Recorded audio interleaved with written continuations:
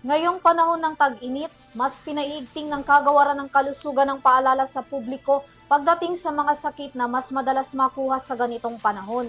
Kabilang na dyan ang heat stroke at pagtaas ng presyon. Ngunit ayon sa DOH, hindi lamang mga may edad ang kailangang mag-ingat dahil maging ang mga kabataan posibleng magkaroon ng alta presyon.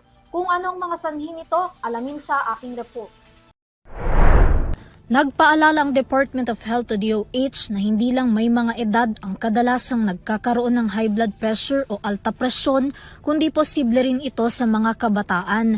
Ayon sa DOH, lumabas sa ilang mga pag-aaral na nasa 1 milyong kabataan edad 20 to 24 ang nagkaroon ng alta presyon noong 2015. Karaniwan daw sa sanhi nito ang unhealthy lifestyle, kakulangan sa pag-ehersisyo, pagkakaroon ng bisyo gaya ng paninigarilyo, pagbe-vape at pag-inom ng alak.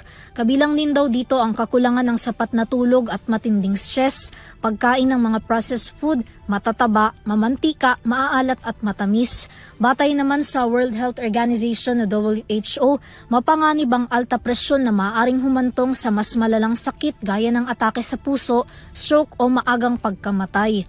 Noong 2018, matatandaan na naglunsad ang DOH at WHO ng Healthy Hearts Philippines program kung saan layo nitong gawing mas dekalidad ang hypertension treatment sa Pilipinas, lalo na sa bawat munisipalidad, lungsod at probinsya. Samantala, ang regular na check-up sa blood pressure ay mahigpit na ipinapayo ng kagawaran ng kalusugan.